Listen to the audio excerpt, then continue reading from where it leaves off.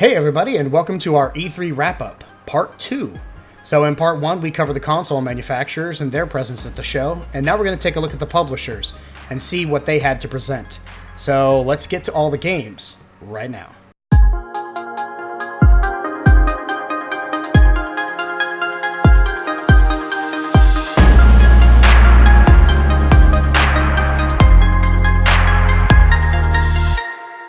Hey everybody, welcome back to Geek.0 episode 2 of our E3 wrap-up. So, Part 2 E3 wrap-up. Indeed. To Part 1 we covered the hardware manufacturers, what we call the big three, which would be Sony, Microsoft, and Nintendo, and their hardware and software announcements. Absolutely. And in Part 2 here, we will be discussing the developers. And as Chris was just very poignantly pointing out, there are only 3 primary developers that make a showing at E3 now. So it would be EA, Bethesda, and Ubisoft. And I know we'll talk about it. But and I guess they between the 3, they turn out quite a few properties. So they fill their shows. You don't really have a Capcom. They don't do much anymore, I guess. You don't. Who else is there? Rare? Rare. But Rare is turning out a game every few years at this point, or 5, 10 years. Peggy. I mean, there's only Peggy's the European rating standard, or whatever it is. I don't know. That was great. So 16. Yeah, we've got quite a few developers out there, but the 3 primary developers that keep AAA titles churning out are going to be these 3. Yeah. So shy of that, what else we find at E3 is all show floor stuff. So it's extremely expensive to host a conference at E3.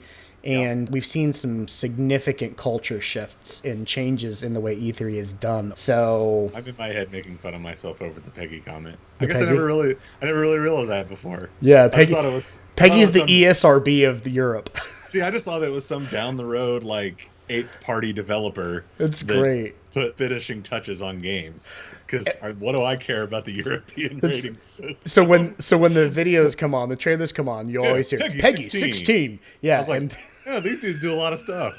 I love it. Wow. So that'll be a little bit of everything. That'll be your derp point for the day. So if that's my derp point, then I think I'm going to be doing okay. Hoorah. That's not the worst derp that I've had. I just realized I took a drink. That it looks like you're drinking dirty lake water or urine. Yeah. So, yeah. What is that white stuff floating in there? That's lemon. So it's okay. This is water, lemons, and ginger. So it's. Are you cleansing? It's really good, man. It's okay. It's tea, but it's supposed to help clean you out. I just love lemon water, period. But the ginger was a nice added touch for the palate. So I'm not drinking urine. I only mentioned that to qualify, folks. I am not drinking urine. Bodily fluids is probably against the standards. I've seen weirder on YouTube, stuff on YouTube, and I'm the one who's got to drop the explicit lyric logo now. Just put a little bleep over, a little dolphin noise or something. I was laughing and it splashed back up into my eye. All right. Oh my gosh. Way to start off the developer conference. So E3 happened. E3 happened. There you go, folks. We're about as on point as Bethesda right now. EA. I know. So EA happened. I did not watch the conference. I've heard some stuff about the conference. I know you watched the conference. Mostly what I've heard is Madden is happening and there's a new game mode. And that's about the majority I heard about the EA conference. You're not far off. EA did unveil 2 games that are of significant interest. Okay. Being fair with EA. They revealed a really cool game called A Way Out, and it's the brothers creators who did oh my god, the TV show. Andrew told me about these guys, and I don't know who they are. So before I speak out of turn, Rooster Teeth or something like that. Or? Yeah. So they've built this game that is basically Prison Break, the show, in a game, but it's 2-player co-op, and you must work together. It's set in the 70s. Does it have Captain Cold and Heatwave in it from The Flash? Or Stop. You said it was Prison Break. So it technically, it's Wentworth Miller and that other dude.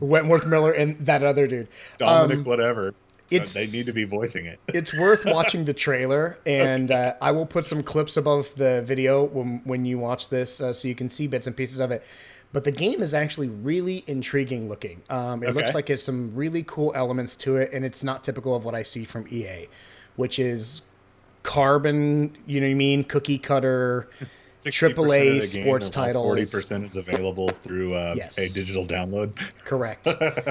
and I mean, let's talk about that, because that is the primary, like, that's the bulk of their stable each year. So they take last year's franchise, they add 15% new features and options, they change some characters or add some new rosters. NFL roster update 2018. Yeah. Stamp it and charge another $60 for it. And they churn them out annually, folks. Yeah. Annually. And you people still pay $60 for them. And Madden's got its own freaking day. Madden Holiday is still a thing. I haven't played Madden in a couple of years, but it's still pretty fun. There's still a mainline Madden competition in Vegas. There's a ton of competition. $1 million for the winner. I mean, they don't play around. I just don't do sports games much anymore, man. I saw an article on, I think either Polygon or Kotaku, I think it was last week, that said EA is apparently still making basketball games for some reason, and I was like, on point, brother. On point. So A Way Out was one of the games that they showed off, and love it or hate it, Battlefront 2 was showed off, and the games that have been shown off at E3, Battlefront 2 and Anthem are two of the most visually impressive, like, stunners out there. And there was a ton of Battlefield 2 stuff that they showed, or Battlefront, excuse me. Let's say I'm like, there's a ton of gameplay modes and kind of like map stuff that they showed off. Some videos showed off some really, really cool play mechanics. Obviously, it takes place over virtually every Star Wars universe. So that's really, really cool if you're a huge fan. I'm excited about the fact that there's going to be a story mode in Battlefront this time. Yes, absolutely. I despise when a game is online multiplayer only. Yep. And if it would have been $29.95 or $34.99, exactly, at least I could have been like, okay, it's half a game. I'm paying half to 2/3 the price. Especially when it's coming from EA, and I know they're going to milk me for DLC every 3 months. So yeah, purple lightsaber, $3.99. Yeah. Or expansion pack with 2 new maps for $19.99. Yeah. And you can't play online anymore unless you have the expansion pack, because everybody else has the expansion pack. Exactly right. Or you can buy the season pass for $69.95. So the fact that there's going to be a story mode, I think I played Battlefront for all of 10 minutes.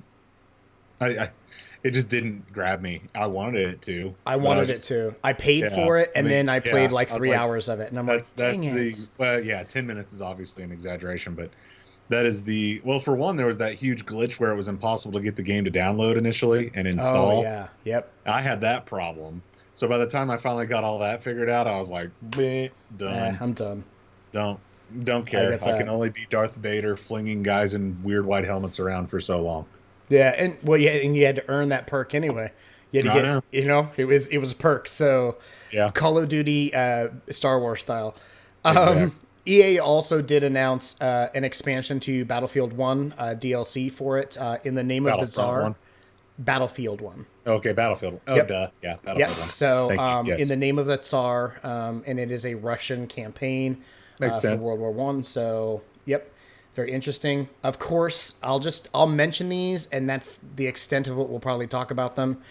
The staples got updates. So FIFA got a new game, Madden got a new game, NBA Live got a new game. Yep. Need for Speed is getting a new game called Payback. I really, really, really miss Need for Speed Most Wanted on the PlayStation 2. So here's the deal. I loved that game. It is a good game. That's literally that's one of like 5 backwards compatible games that I really want to have. You know what I really want? And EA, this is me talking to you right now. I want you and Criterion to get back together and make another Burnout game. please, that's one of the greatest racing games ever. There were so many different modes. The environments were gorgeous. The music was fantastic. Burnout Paradise is still one of my favorite games of all time. Great game. And we've gotten nothing new from Burnout. And so now the racing landscape is dominated by 3 games. Forza. It's all Sims, basically. Well, Forza, if you want, hardcore sim, you get the arcade experience with Need for Speed. And then for those who... I don't know, who are diehards, the GT franchise. Yeah. But Forza has, honestly, for the past several years, has eclipsed what Gran Turismo ever was. So that's it for racing. Give us something a little more fun to mix up. For those of us who like to be in a car, but can't just constantly hammer the mechanics of a sim down. It's a lot on a controller. If you don't have a joystick and a handle or a wheel and pedals, it's a lot to handle on a joystick. Yeah, my thumbs get tired. On a controller, sorry. Yeah, I know there's some guys out there who play racers like, you guys are pussies. Yeah, yeah. Sure. Number 3 ranked, dude. I'll only ever use a controller.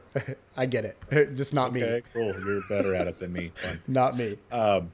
Cool. There are guys way better than me in Madden, too. That's also everyone is better than me at Madden.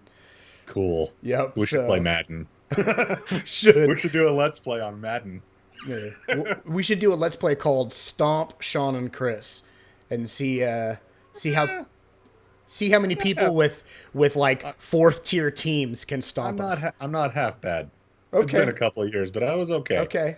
That may I wasn't going pro or nothing. They may up our chances, man. It may not be just the stomping I'm expecting. Yeah, so I was okay. But, that said, EA showed up to E3. Yeah, EA did what EA does. The new sports titles. It was not exceptional in any way, shape, or form. It was, hi, we're here. Here's the next iterations of our existing franchises. Obviously, and yet, Battlefront is a massive money earner because it carries the Star Wars cachet. Yeah. So, of course, we're going to update that, and you guys are going to spend gobs of money on it, on all our DLCs. Yeah. And yet, they still didn't finish in last place on the development side of the conference. Okay, oh my God. I'm going to bleep this out when we do the recording because I have to say it, but how bad do you have to f*** your press conference to let EA eclipse you? Ask Ubi last year, for one. Oh, poor Aisha. See, and that's the thing with EA is at least they, they kind of hover here around C+ the whole time. Yeah. They don't ever drop down to an H. Like Bethesda did this year. Man, poor Bethesda. My gosh. What? Wow. Okay, so here's the thing. Wow. You and I have had this conversation before. Bad. So here's what sucks about the Bethesda conference. Before we get into it, we should preface this by saying it wasn't necessarily Bethesda's content that was the problem. There's actually more on deck that I'm excited about. Surrounding the content. But it's the presentation. The presentation was so bad. It was what is Bethesda Land? And please, whoever thought up Bethesda Land, please be fired. Okay, here's why they should be fired. Not a single game that Bethesda presented is remotely okay for kids. Okay? They're not kids' games. And yet they themed their presentation on like this 50s Welcome to Disneyland map. They were going, hey, to World of Tomorrow. World of Tomorrow. Hey, I'm the Fallout guy. Blah, blah, blah, blah. Exactly. It was Disney's World of Tomorrow. What Bethesda has for you. George Clooney. No. Yeah. Tell me your thoughts, man. I want you to go first on this one. I'm very angry that you woke me up to watch it. Because I was like going to bed. I was going to bed and you texted me. You were like, you have to watch the Bethesda. You have to see what's going on right now. And I'm like, okay, this must be the epicness to end all epicness. And I get in there and I'm watching this and I'm like, what the F did Sean wake me up for? And I'm sitting here watching this going, what in the world is this? It's like that video of the lady that was texting on her phone. Did you please tell me you saw this? The lady was walking down the sidewalk in either New York or Chicago or something like that. And who flipped over the thing and you're like sitting there watching it come and you're like, no. Yep. She fell 6 feet. Oh God, yeah. That is it was like watching a car stalled out on railroad tracks. Yeah. And the train is just just barreling down the track. I felt like if I told you, hey, Bethesda's having a train wreck right now, you'd have been like, no, Bethesda has some decent games. Bethesda, it's probably not that bad. Wreck. No, I'm like, you have to see this. Oh my god! Like I was happy to watch the morbidity of it. Wow. Okay. Like, what they only unveiled? They only showed what 3-4 games. They didn't show very many games. Well, let's break it down. So we started with Doom VFR. Which looked awesome. Which is Doom in VR, and it's called VFR because virtual effing reality. We got Fallout VR, okay? Yeah. Elder Scrolls, Skyrim VR, Elder Scrolls Online update, the Creation Club for Fallout 4 and Skyrim, which is essentially a giant paid mods program. And Elder Scrolls Legend of Heroes of Skyrim. Can I ask a question? Is Elder Scrolls still alive? Like, people are still playing Elder Scrolls games? Because I just had to look it up because it was bracking my brain. Skyrim's from 2011, folks. Yeah. 2011. And there's like 5 Skyrim properties that were announced from Bethesda. Like, look how good our old stuff is. So not only did they announce with the 4K refresh, Elder Scrolls Legends, Heroes of Skyrim, which has a PEGI rating, but they also unveiled Elder Scrolls V, Skyrim for the Switch. Let's recycle a 6-year-old game and put it on the Switch. Hey, perfect for the hardware's performance level, though. Dishonored, an expansion to Dishonored 2 called Death of the Outsider. Quake Champions, which I'm a little more excited than most people about. So that at least that was kind of new. Wolfenstein 2, The New Colossus, which was that was the most bizarre game trailer I've ever seen. Insanely bizarre, like mind trip. And then, of course, the game that made Bethesda's conference for me, which was The Evil Within 2, which was insane looking. That was a cool trailer. Yeah. It was so artistic. It's not even funny. One of the best. It was one of the best trailers of the conference. Yes, of E3, it's one of the best. Yeah, well, that's what I meant. Sorry, of the event. But it just wasn't enough to save their conference. That was such a bad. I mean, I don't know if it was it was right there on par with Ubi last year. Yeah. I mean, those were both. I mean, granted, and maybe that's why they recorded a Bethesda Land video, so nobody would be up there going, "F, this is bad." So here's how I rake it. Why the F am I doing this? Ubi last year was semi-interesting, but the presentation was so awkward that you felt bad for it, right? And you were like, oh man, I hope they can end this soon. I actually feel bad for them. Yeah, here, I was just like, what the hell is going on? And so... It was such a bizarre and not off-putting, but it was such a strange thought process that whoever the marketing executive was that thought of that, or hopefully intern that came up with that idea. I just they school them on it because like we talked about Doom MA game, Elder Scrolls Online, I think it's teen, and then Skyrim, Evil Within MA, Wolfenstein 2 MA. So these are not kids games that you're marketing them with this Day of Tomorrowland, Welcome to Tomorrowland theme.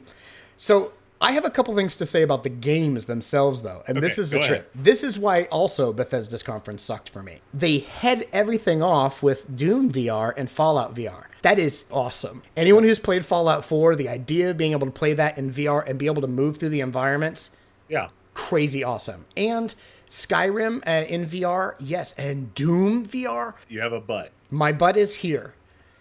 If you have played VR games, you know that even if you don't suffer from VR sickness, okay? Oh, I know where you're going. You have a very limited time frame that you can play a VR game before you've got to rip that thing off your head and breathe for a few minutes, okay? Yeah. Let your eyes adjust to reality, which is why VR right now is best suited for maybe serialized experiences, like a first-person version of a Telltale game. Yeah, very good. Would be perfect. So you can break it up into small bits, maybe 15, 20, maybe 30 minutes a session, and then, break. These are full-level games, and you're wanting to put people in an environment that, like an FPS, okay? Both of these are FPSs with massive open worlds. And Fallout, one of the key game mechanics is making you travel forever to get to someplace. That is not going to be fun in VR. They're going to have to change something. Well, they're gonna have to put a quick jump. They're gonna have to do something to resolve it. Or they need to put a ton of stuff. If I have to do this, yes. If I have to do this for 27 minutes to get across something in Fallout, Bethesda. Well, and then not only that, it was a 42-minute conference. Yeah. Yep. It was the absolute shortest conference of the event. Yeah. I mean, they book an hour and use 2/3 of it. At least maybe they were like, okay, we let's not kick the dead dog too much. Yeah. So, yeah. So I mean, that's Bethesda in a nutshell. So just to review, the things we saw from them were Doom VFR, Fallout 4 in VR, Skyrim in VR, Wolfenstein 2: The New Colossus, Dishonored: Death of the Outsider, Elder Scrolls Online Morrowind's update, Elder Scrolls Legends: Heroes of Skyrim. And then the Creators Club, Skyrim for Switch, Wolfenstein 2, and The Evil Within 2. Of any of those, you owe it to yourself, if you haven't watched the conference, you owe it to yourself to watch the Doom VFR trailer, because the trailer is absolutely insane, okay? The Wolfenstein 2 trailer is such a neurotic mind F trip that will blow your mind. You have to watch it. It's that creepy. And the Evil Within trailer should be nominated for some sort of trailer award. It's insanely good. Art-wise and presentation-wise, the feel, the vision they've created, that's a game I definitely will be getting so that I can play it. So the developer that everybody thought was like going, oh, let's see how bad it is this year, was Ubi, because it was so bad last year. And Ubi hit a freaking home run. Yeah, Ubi knocked it out of the park. Ubi might have had they might have had the conference of the show. Yep, it was up there. It was better than Sony. It was. And if Xbox had not said, hey, here's the Xbox X or the One X or whatever it is, they would have stomped Xbox into the ground. From a game standpoint, they did. Yeah, they did. Software-wise, they did. So run through some stuff, man. What did we see from Ubi? So I'm going to just run through them, and then we can talk about them. So we got Mario and Rabbids Kingdom Battle, which is, folks, this is Ubisoft's Rabbids franchise so mixed with Mario in a blend between a strategy game and an action platformer. It's if you took Mario and Rabbids and put them together in Final Fantasy Tactics, that's what this game would be. Yep. And if that sounds weird, it is, and it looks fantastic. Well, you know what? Let's just talk through as we go through each game. Okay, fair enough. Because you just gave a little blurb. Yep. I have had literally no desire to own a Switch. None. Zip, zilch, zero, nada. Okay, gotcha. Do not care about the Switch. Then I saw this game. And I was like,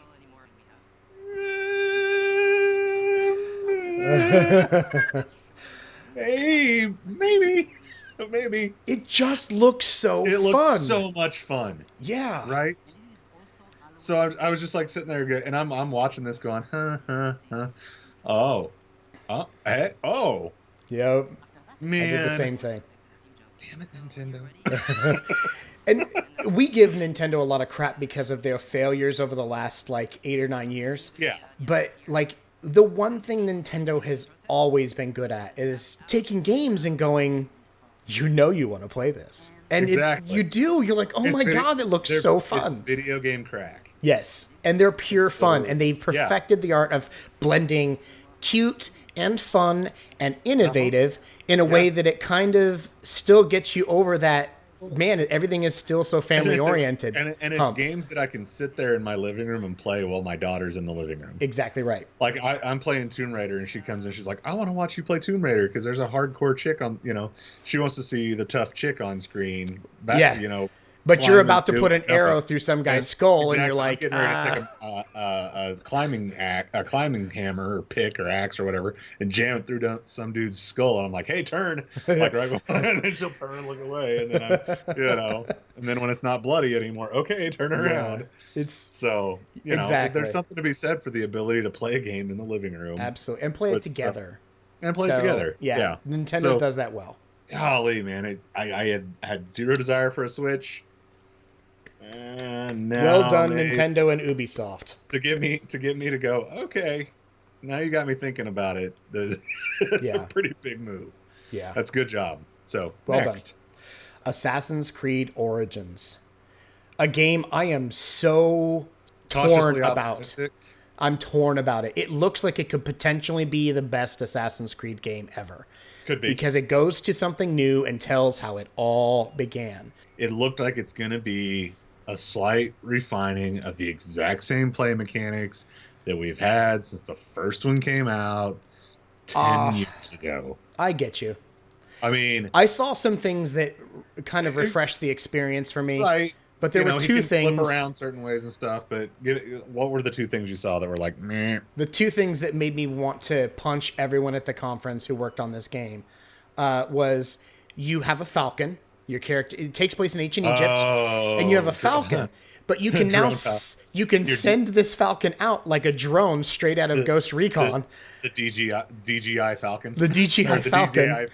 The DJI Falcon. And the Falcon can fly over areas and mark enemies for you. Wait, it can stop in midair and mark enemies for you. It just flies against the wind current when it's doing that. It's just kind of hovering. Yeah, and one of the things Assassin's Creed has always been so good at is trying to take these fictional storylines and try to tie them a little bit to actual history and some reality. Okay, well, and we know that they're. You can jump off 170 foot building plane in a pile. I understand. So, but what I'm saying is they try to tie it a little bit to reality, and that flew in the face of anything. I was like, you got to be kidding me. And then the second one was you have arrows that you can fire that are homing arrows. So you can actually get a on-arrow GoPro view and follow the arrow to its target. And I'm like, and direct it, by the way. Did it say homing? Did it? Are we sure it's a homing arrow? Let me rephrase, okay? Or let me qualify this statement. Because just because what they showed does not mean that it's homing. Well, here's the deal. He shot the arrow, and arrows fly straight. The arrow went up and then went down a bridge to follow the person who was running. So the arrow went up and then purposely curved to follow a person. It wasn't drop or any of that. It wasn't an angled shot. Here's what I could see. Instead of it being a homing arrow, maybe there's a lock-on mechanic.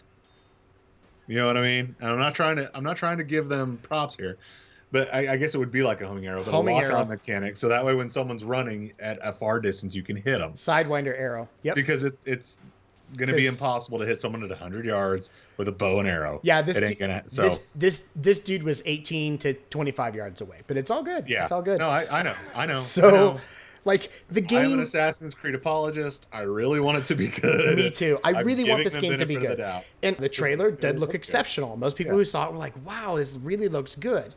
Like I said, at least there's not Kanye over it. Oh my God! Thank you very much. Thank you, Ubi. That looks good. So then we got The Crew 2. There are going to be people out there super excited about that. Not this guy. See, I thought it looked really fun. It looks fun. You can race in boats, planes, jets, motorcycles, cars, trucks. That's what you were just talking about earlier in the EA conference. Give us a racing game that isn't so serious. It's more fun. We can screw around. Maybe The Crew 2 is what that is. Huh? Yeah, and crashes. I want crashes.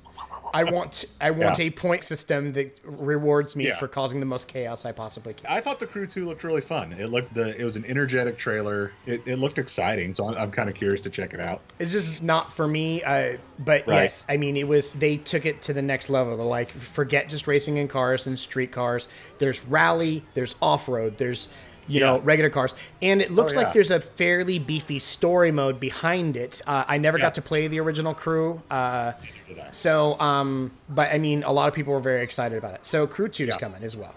South Park, The Fractured Butthole. Fractured Butthole. I want this game so much. Yeah, this game is everything that South Park. It embodies everything that's great about South Park. I still have not finished the Stick of Truth, and I need to. I've got to go back and finish it. So good. I had an issue with a save file, and then you know how it goes. Well, South Park Fractured Butthole is Cocoon versus V Mysterion. I'm a huge South Park fan. I love South Park. I've seen every episode since it came out in 8th grade. When I was in 8th grade. and I've seen them all multiple times. Yes. Love South Park, and I cannot wait for this. And then they show off the app that's gonna go, the phone breaker. Is that what it was called? South Park Phone Breaker? It's called South Park. I'll find it. I know it's further down in the list, but since we're already talking about Fractured Butthole, we might as well talk about the app as well. I know I searched it that night to see if there was going to be when they announced it, I immediately went to look for it. Reserve. This while you look that up real quick. I don't know if you watched. So the trailers they showed during E3 this year for South Park were once again, they were animated, storyline trailers, but they didn't show much gameplay. One of the things that is really impressive about this, even if you're not a huge South Park fan, they've done this stunningly amazing job at creating this environment where it feels like you're watching a cartoon that you can play. And I know that's been thrown around like, oh, it's like a real life that you can play. But the way they do it is so fluid. And I've watched several gameplay videos where it's hard to tell whether you're watching a cutscene or you're actually playing something. And it blends so perfectly. It's because of that animation style. Yes, it works perfect. It lends itself to it. And I was close. It's called South Park Phone Destroyer. Phone Destroyer. There we go. Yeah, I said phone break. So I was close. Yeah. But yeah, I think that, like I said, that harkens back to the animation style of South Park, that it can slide seamlessly between cutscenes and gameplay.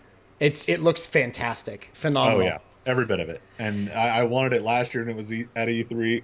Super disappointed it's not coming out this year. I know. It's still going to be early 2018. Keep pushing it back. But you know what? I want this game bad enough. Take your time, massage it, make it right, make it as perfect as it can be, and let's go from there. Amen. Next on the list is Skull and Bones. I am very excited for this. Many are not. This looks to me like Black Sails in a video game. I mean, duh. It looks like Ubisoft took what they created in Black Flag, and they were like, okay, people love the crap out of this Assassin's Creed game, but what they loved about it was the piracy mechanic. They loved the ship battles. They loved the port management, the fleet management. Edward Kenway DLC. So let's take that and let's just make a full-fledged game out of it. Right. If this could be just like any other pirate ship game or ship combat game, or if they do it right, okay, and they blend the proper open world mechanics, okay, the proper well, there's online co-op mode. Right. That's what I'm excited the about. The online co-op multi-tier modes, and a proper single player campaign story mode, okay? Yeah. And then work in those additional mechanics like port management and resource management and fleet management. If all that stuff can be worked together, I think it could be exceptional. People are going to love the fact that they can design their own ships. Absolutely. Ships are customizable. You can have different captains. They need to have a companion app like they had for Black Flag. Because we talked about that. I'll never stop talking about that. The Black Flag companion app was awesome because you could send your fleet out to do stuff. And then when you got onto the console, you had that money. You didn't have to log into the game every 4 hours, right, to manage your fleet. And that was, like you said, one of the best, at least at this current time frame. That's the best second screen experience that we've had. Yeah. I shot back with, I really liked the memory cards on the Sega Dreamcast. The VMUs, baby. Yes, Sega Dreamcast.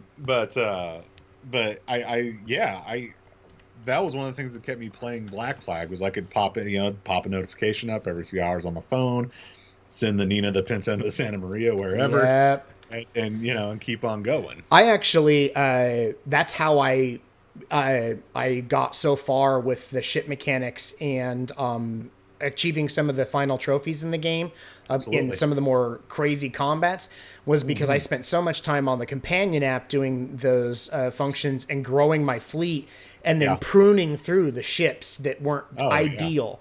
So getting the fastest, but also largest, strongest, with the most guns, but most agile ships I could. And there's some management to that. And I have said this since the day that I discovered that. There was a light little thing that mentioned it in the game that said, hey, if you want to download the app, it was so subtle. And then I played that, and it was like, this is seriously the best second screen experience. Companies have been talking about creating second screen experiences in games for a while. The reason I bring Black Flag up and tout it so much is because Tom Clancy's The Division from Ubisoft sold the promise before it released about how crazily innovative their second screen experience was going to be. The group of players could be playing the game, someone could be on a tablet, and they would control a drone that could mark targets and direct the battles in real time. Hey, maybe they'll have the second screen drone Falcon feature for Assassin's Creed Origins. I hate you. I absolutely hate you. With the burning fires of 1,000 suns. So Black Flag created this really, really unique experience. And what's great is that it was one of those non-touted features. It wasn't like it was a major selling point to the game. Most people I know who play Black Flag didn't even know about that mode. Andrew was like, what? And I'm like, yeah, dude. And it's one of the best components of the game. And it added so much depth to playing that game. Absolutely. And so you're right. If they could work that element into Skull and Bones, this would be a serious winner. It'll be worth really every penny of your $69. I dig how you can create your five-person fleet, five-person co-op. And I like that they limited it to a five-person I do too. Fleet. And so that way you don't have like 100 people logging on and just sailing around and just destroying fleet after fleet after fleet. Right. And I did like the aspect that it's not tied to guilds or clans or anything like that, that you actually, you can turn on your teammates. So you can go totally rogue and just get the help of all these people to wipe out, your more powerful adversaries and then just launch on them, dude. Throats. And so there's some cool gameplay aspects there. Definitely worth a look. Absolutely. The next one on the list, I'm just going to say the name and we're going to move on. Just Dance 2018. There you go. New songs. But with the new... No. So the next game on the list is... I do want to say something. Yeah. Ubi took too long talking about that game. It was 30 seconds. Yeah, that was 28 seconds too long. I love it. It was a couple 3 minutes because they had some girl come out and sing a song and a dance choreographed number. Hold blah, on. Blah, blah. If you go onto the internet right now, okay, tonight when we get done recording, and you go look at every major news outlet, Polygon, Kotaku, IGN, all of them, okay? Just go through all of them and go through their synopsis of Ubisoft's conference. You'll see one of the key points that all of them made their favorite thing was Ubi didn't waste a bunch of time on Just Dance this time. They didn't turn it into a major production. Too much time. They were like, there was one quick little song, there was some dancing going on, and it was gone. Flashed the cover on the screen and moved on. Boom, there you go. No one that watches E3 gives an S about Just Dance. You're so right, because here's the deal. No one who watches E3 cares. My wife and daughter care, but they could care less about E3. Maybe Bethesda should buy the Just Dance property so they can show it with Bethesda Land. Oh, man. That way it's a combination of nobody giving a crap. There you go. So the next game... The next game is Transference. Remind me what that one was. Transference looks pretty dope. So it's a VR game, and we didn't get like a whole bunch of stuff or a whole bunch of details in regards to how it's all going to play out. But it's a psychological thriller, and I'm trying to look up the name of the company. It's Spectravision. There was a sort of synergy. Okay. So, but what's cool is it's produced. The creative director is Elijah Wood, who is a huge VR nut. Okay, yes. It looks like to be super creepy and terrifying. Those who know Elijah Wood know he's a huge horror fan. Yeah, he's into anything that's really messed up and scary.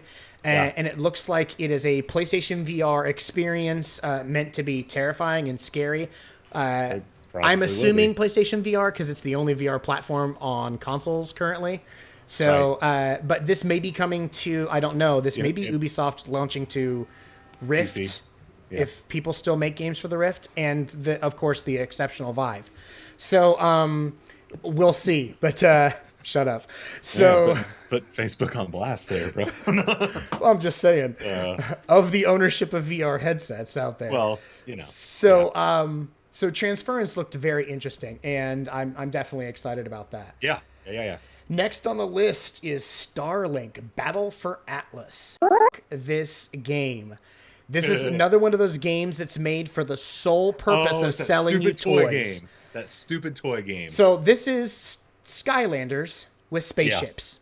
Yeah. So you buy an extra expensive starter kit, and then you can go to the store and spend $6.99 to $14.99 for each little tiny piece to add to your starship until you've spent $400 on this ship that mounts on your controller. And it's cross-platform, it's Switch, it's Xbox One, it's PS4, and it's a way to milk money out of you for toys and toy upgrades and more parts. And then... Wait. People are going to end up spending $200-$300 on this game. Easily. And then you can get additional ships and start fresh building on those ships. This is going to be... It's definitely a cash grab. It's definitely a cash grab. I hate it. Should give Ubisoft its props. They have mastered the idea of taking... they were smart enough to do it. They have mastered the art of taking the freemium smartphone game that sells the little microtransaction upgrades in them, and turn that into a real-world tangible thing. We're like... I've got an idea. Here's a game we'll sell for $60. They can buy the little ship for $5.99, but each add-on to it will be $3.99, and they can keep adding guns and thrusters and shield systems. And we'll be at 80% margin on these little toys. Yeah. Oh yeah, and next thing you know, they're raking in the cash. So you know what? If it finances a good Assassin's Creed game. Okay. More power to you. Look at you, Mr. Positive. All right. I'm just saying. If there's some rubes out there that'll spend the money on it to get me good games, I'm fine. So, then next is Steep, and cool fun. I did not know this, but Steep actually already launched last year. Steep is getting an update. Yeah, apparently. It launched in December of last year. So we got an announcement that Steep is going to be getting a update, I guess. An Olympics tie-in. Oh, that's right. It's the Winter Olympics version. Yep. So say love it. Ta-da, next. Far Cry 5, baby. Yeah, that looked cool. Okay, so I played the original Far Cry, and I was like, oh, it's cool. And honestly, the only reason I played it is because it was one of those games like Crysis that took your graphics card to the max. Okay, so the best cards you could get made these great visuals. And it took place on an island, so everything was gorgeous. This crystal blue water and everything else, okay? After that, I was just like, kind of, I played it. I had no desire to play the other games in the series. Far Cry 5, I probably will pre-order this game. This time you take the Far Cry mentality, which is basically you against some sort of opposing force, okay? And you get to choose how you approach every aspect of eliminating this force. And there are some fairly stapled mechanics to it. You have to take down outposts and grow, obviously grow your reach, so to speak, and close in the knot around their neck. But this time, the protagonist is fighting against a cult leader in rural Montana. And I'm sold instantaneously. It gave me a very... did you see the Kevin Smith movie Red State? Yes. It gave me that feel. And I love that movie. It gave me that feel. Yeah, if the Branch Davidians, Red State, and... Jim Jones were all crossed together and put into a game where you get to kill religious fanatics who are trying to murder people for their beliefs. That's it. And with Ubisoft's fine polish and beautiful, beautiful visuals. So, stoked. And Beyond Good and Evil 2. There's really not enough good things we can say here. A lot of people were wondering when or if Ubisoft would eventually make good on their promise to this sequel. The original Beyond Good and Evil launched in 2003, and it was stellar. And what's funny is many people were watching the trailer, and it took a while for them to figure out. Because they were so unprepared for there to be a Beyond Good and Evil 2. Yeah. Yeah. Yeah. And it wasn't until Pigman showed up and you're like, oh wait, finally, oh my God. It happened. Yeah. It's happening. So the game takes place in System 3, which is an interstellar hub that Earthlings have migrated to, and then it flows out from there. We don't get a lot of details on the storyline, which I'm glad. This is one of those games where you want to see it unfold in front of you and not know too many details. Visually, it looks crazy. It looks like it has all the attitude and action you could possibly imagine. I mean, picture a smart-ass, wise-ass biker / hip-hop monkey with a machine gun and all the craziness that ensues from there. So Beyond Good and Evil 2 looks amazing. Yeah. So I think, hold on, let me see, unless there's something on the list. That's pretty much it, isn't it? Steep, Starlink, yeah, that's it. So that covers Ubisoft. Sweet. So E3 happened. It did indeed. So we didn't. I mean, I guess we didn't. I kind of didn't really bear the lead at the beginning. We didn't get to really finish part 1 together. Yeah. Had an issue with my daughter not feeling well, and I had to, make like a tree. Sick little ones are our priority, man. Yeah, make like a tree, get out of here. That kind of thing. All right, Carlton. But who won E3, Sean? Okay, so here's my take on it. I think Microsoft and Sony and Nintendo did exceptional jobs of presenting what they had to present at the show. I personally don't think a single one of them won. I think all together, those three companies created a very great E3 experience. Yes. Microsoft brought new hardware, okay? Yeah, it's hard to lose when you bring new hardware. Exactly. So Microsoft brought new hardware and a couple of great titles to show off. And that went very well for their fans and created all kinds of things ranging from excitement to doubt to questions, Sony brought a ton of amazing software. Sony said, we already have high-end hardware on the market, and what we're going to do is not try to, in any way, shape, or form, to compete with Microsoft's newer, more powerful hardware that's coming.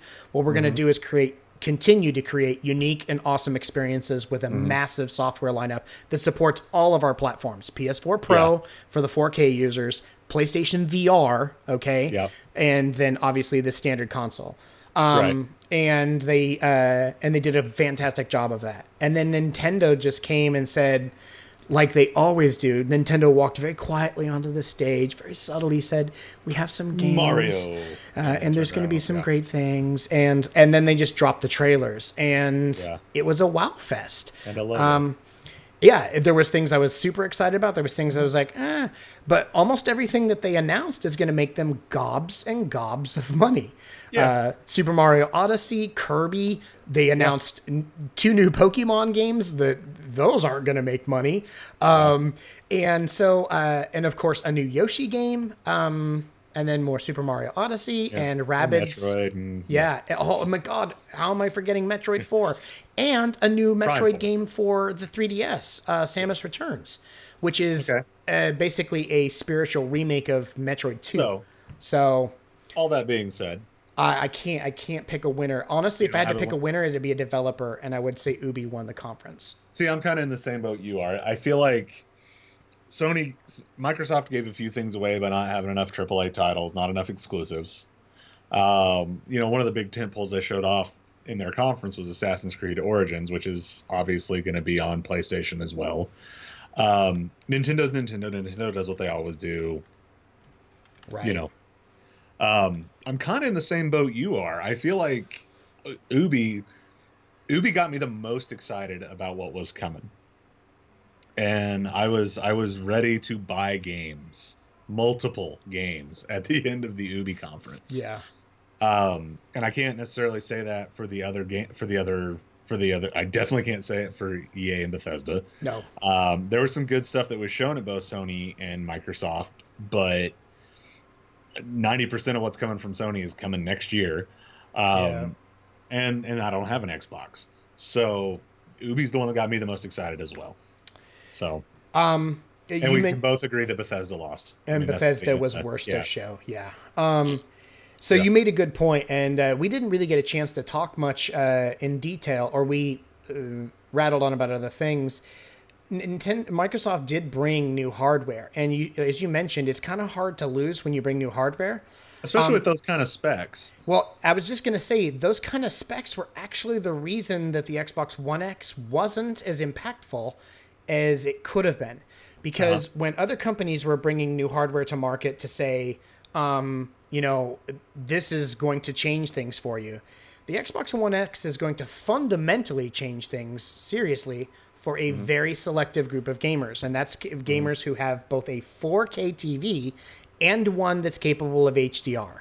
To try to soften that blow, they did mention that they have also developed added, I should say, some support for some very nice super sampling to create even better visuals on 1080p TVs. So, but I will say at this point, but that's an afterthought. A 4K TV with HDR, it's tough to find a 4K TV that does not have HDR on it at this point. Correct. Thanks to E3 last year. Right. Much to my chagrin, I was a few months early. So my big ass 4K TV doesn't have HDR. Yeah. But to at this point, like you showed me the other day, there was a TCL TV, correct? TCL is bringing a 55-inch TV for $699 with Roku and HDR, 4K HDR, local area dimming. Yeah. Yes, I mean, we are talking about a $1,000 investment to play the Xbox One X to its full capabilities. But anybody that would be looking at the Xbox One X anyway probably already has a 4K TV or was planning on getting a 4K TV anyway. The price just keeps dropping and dropping and dropping and dropping. It does, so, but in defense, we both have real jobs. I'm just trying to defend Xbox a little bit. So we both have real jobs, aside from the passion that we share for this. Thank goodness, or we would be at the slop house. Yes, we would. And this year, I actually did a survey amongst my customers and colleagues. Oh, I know a lot of what's 4K for a presentation that I was doing. So we talked to 165 households. Okay. Ranging from, I think, $29,000 a year for a single individual to household incomes with $197,000 a year in income. And amongst that, you ready for this? Out of all those, 8% had a 4K TV. One single 4K TV, and only one family had a 4K HDR set. So I know that's a very small sampling, and I don't know what the national statistics are. But what I can say is that currently, when you're looking at, this is a new console coming to market that is, mind you, $500 for the console, okay?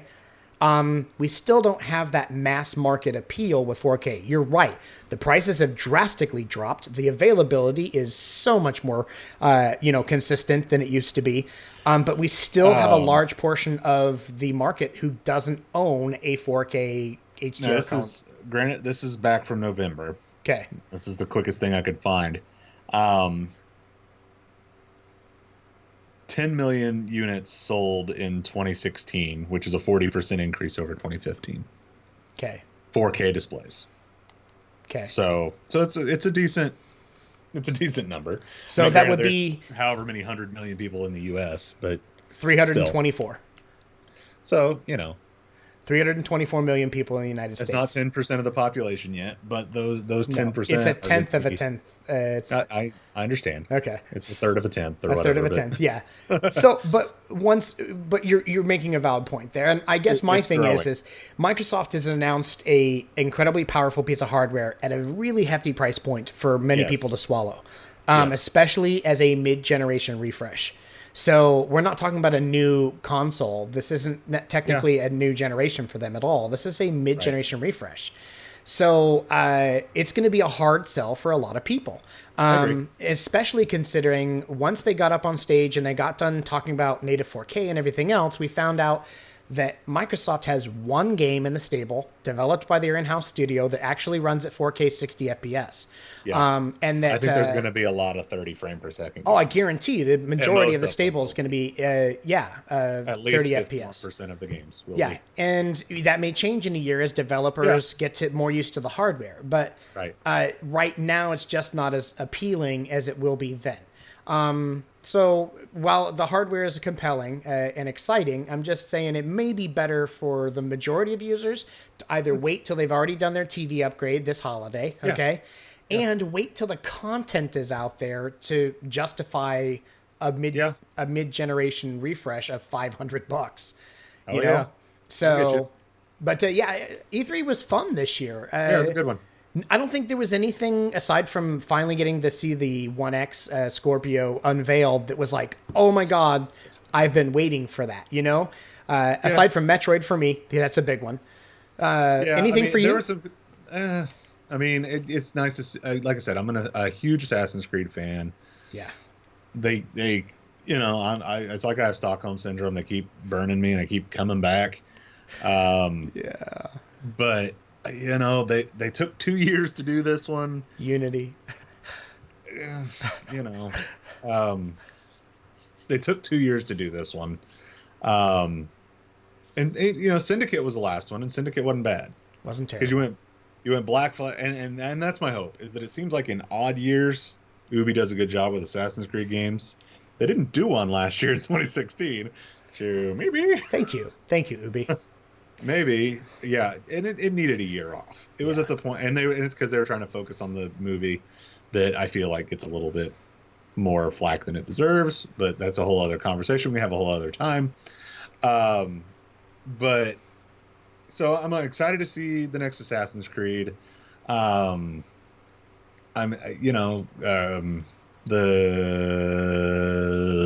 game with the monkey. Come on. Beyond Good and Evil 2. Thank you. Yes. Excited to see that. Far Cry 5 looked good. There was a lot of stuff that looked good. And then there was some stuff that was talked about that wasn't on the showroom floor, or that was on the showroom floor that wasn't in the conferences. Presented on stage. My mind. Yep. We've started to see some leak outs of the next Tomb Raider. And then this, I can't believe we forgot to talk about this. Atari. Oh yeah. Yes. Atari is swearing up and down. They're getting back into the console business. So I have a thought on that. If it doesn't have wood grain, I will not buy it. It's fake wood grain. I've already seen. They showed a video. I saw it. If it does not have wood grain on it, I will not buy it. It's got fake wood grain on it. So, and I guarantee you, while everyone's getting up in arms about this, what Atari is capitalizing on is the Nintendo NES Classic. Yeah. What we're looking at is a mid-sized to miniature Atari refresh that will have every Atari game in history. Or they're so liberal with their licenses that if you want to play an Atari game, you could go out and buy an Atari game right now and play. The sad thing is for like the last 7 or 8 years, there's been a company making these consoles called the Atari Flashback series. Yeah. I don't know if you've seen these, but they've got one for what they did was they were like Atari Flashback 1, and it has 15 games on it. And an Atari Flashback 2, which is an entirely separate console, it has 24 games, but those games aren't on the Flashback 1. The idea was they would keep releasing these things at $40 a pop, so you'd keep buying them so you could get all of the old school Atari games. Each one has different games than the other on it. I think Atari is just going to come out and do their own, and that's what this console, that's my prediction. I don't know this. I'd like to see another player in the game space with fake wood grain, with games from 35 years ago. So I would like to see Atari come out with something new. Oh, I would love to see them do something new. I don't think we're going to get that. I don't think we are either, but I'd love to see it. Yeah, it'd be gret to see it. That would convince Sega to do it. So, would you say AC Origins was your game of the show for you? No. What was your game of the show? Probably Far Cry 5 or Beyond Good and Evil 2. Or you know what? Throw a dart at the Ubi conference. In all honesty, there was probably 6 games I wanted to play from the Ubi conference. What about one game that we didn't talk about because it didn't fit on any of our boards? Anthem by BioWare. So I honestly don't recall. Okay, Anthem is the new 4K stunner from BioWare, the new Mass Effect meets something. It's insanely beautiful. It still uses a bit of checkerboard rendering. The demo that they showed, it was the game unveiled from BioWare in cooperation with being developed on the Xbox One X during Microsoft's conference. Anthem looks amazing. It involves... And Ashen looked pretty good too. If I'm Ashen looked pretty good too. Yeah. But this one is like takes the visuals to a whole other level that we haven't seen. It looked like it was running on a 1088 Ti, like super system, but it's apparently running on a 1X. It uses some checkerboard rendering. The little Digital Foundry posted a nice little breakdown of the trailer, but it looks like it's going to be a really fantastic game. And I forgot to mention it when we talked to Microsoft. So that game very much impressed me, and I had no idea about anything about it and didn't know it was coming, didn't know anything, so hadn't heard rumors. So that one very much impressed me. And Transference looks good. I mean, all of it.